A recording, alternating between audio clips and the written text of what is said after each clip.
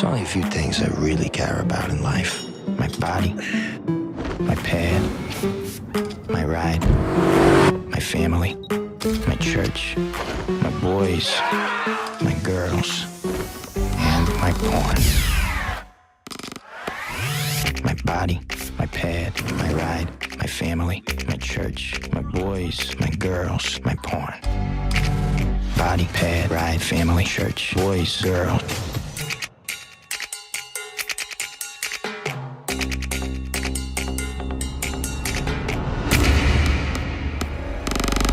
That's her? That's definitely her. She's a dime. Well, this girl's more than a dime for Oh my God, were you in love with this girl already? Sure, I've seen this girl. Oh my God, what's her name? What's her name?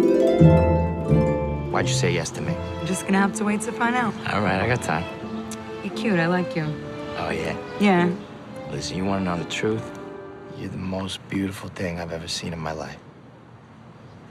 You like movies? I don't watch too many movies.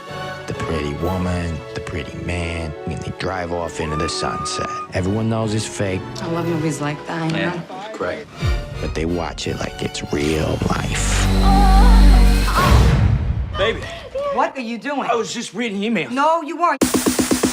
She caught me watching porn. That's it? Right? Oh! How do you watch that? How do you watch all the stupid movies that you watch? Movies and porno are different, John. They give awards for movies. They give awards for porn, too.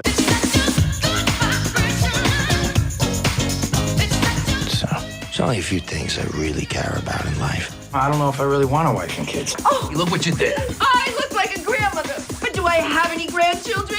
If you want to lose yourself, you have to lose yourself in another person. It's a two-way thing. I thought you were different. And maybe it's time to try something new.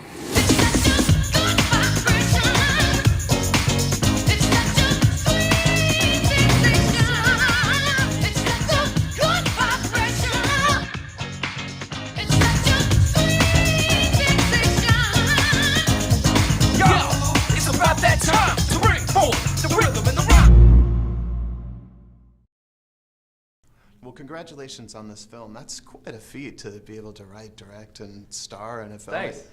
But you've been in the business since you were a child. Is that something you've always dreamed of? Yeah, man, I love movies, and I love every part of movies, and you know, every facet of the filmmaking process is connected. So what you're doing with the camera, what you're doing with the editing, what you're doing with the music, these are all directly tied to your performance as an actor. And so I wasn't looking at it as all these disparate parts. I was just thinking, like, here's the story, let's make a movie. So I guess it's safe to say you'll want to do it again. I would love to do it again. I hope I get to. Yeah. Are you already thinking about the next one? Well, right now I'm working on this TV show called Hit Record on TV. This production company I started a long time ago called Hit Record that anybody can contribute to. We're getting to do it on a really grand scale right now and make a TV show. So that's where my head's at these days. Yeah, well, and I wanted to say congratulations on that because we spoke at South by Southwest several years ago. Yeah, it was just starting. Yeah, and now here it is. It's working. So that's great. Thanks. Well, now also, I know that you've worked with a bunch of great directors. Did you call any of them up for this to kind of get a little bit of advice? Yeah, definitely. That was a huge part of what made me feel like I could do it was getting feedback and talking to a lot of people that I'd worked with in the past. The first guy I ever showed my first draft of the script to was Ryan Johnson, who's the writer-director of Looper and Brick, and a really, really good friend of mine. And then while I was finishing the script, I was working on The Dark Knight Rises, and I told Christopher Nolan, that I was going to direct a movie, and first of all, he was really encouraging. You know, he didn't say like, "Are you sure you want to do that?" He was like, "Great, I think you'll be good at that," and just that meant so much to me coming from him because Chris is not someone who will flatter you.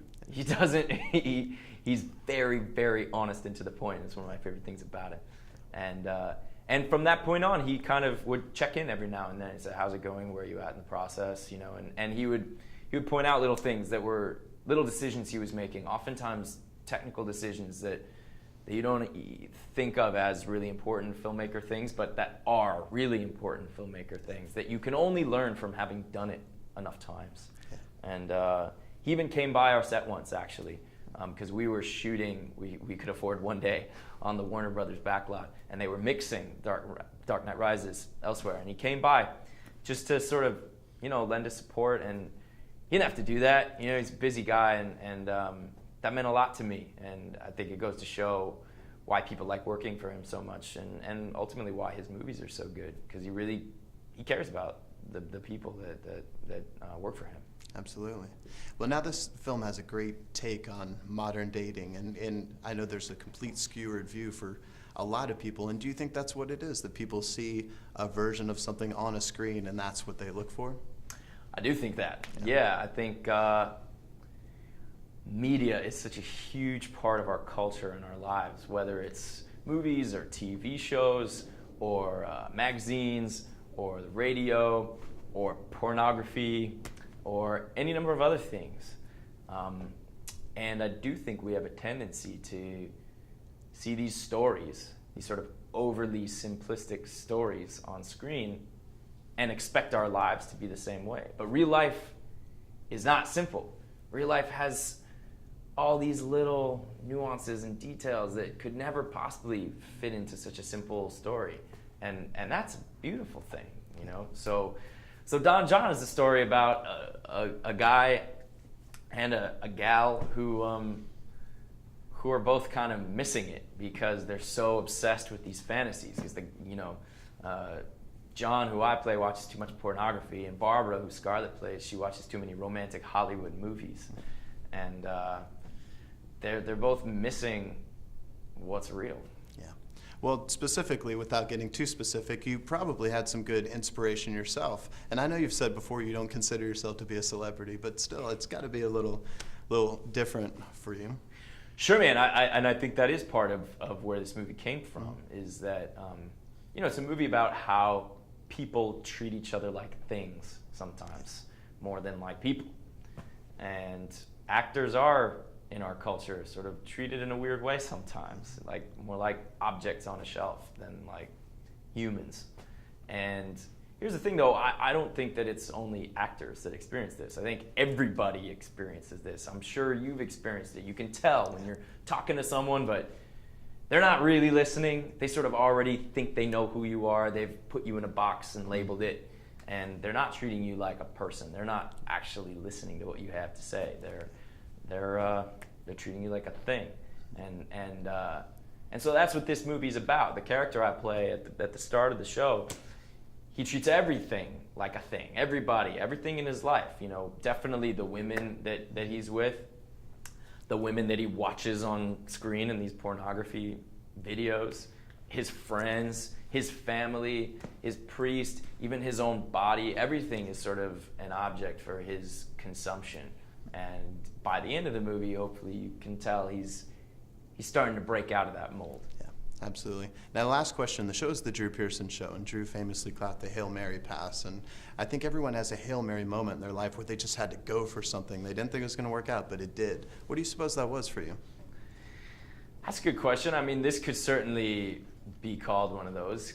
Writing a feature film is sort of like a Hail Mary pass. You're right, because at first you're doing it alone. I guess some people work with partners, and maybe that's different. But there's a lot of time and effort spent where you've got these voices of doubt in your head saying, you don't need to do this. Other people can do this better than you can. Blah blah blah blah blah, and you're tempted to stop.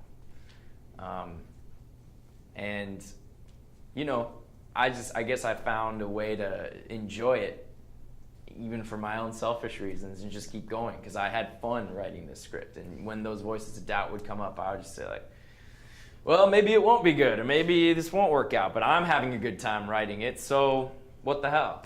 Why don't I just keep going with it? And it worked out. And I guess in that way, it is sort of like a Hail Mary path. Yeah. Well, it certainly worked out for you. Congratulations on everything. Thanks, man. Thank you.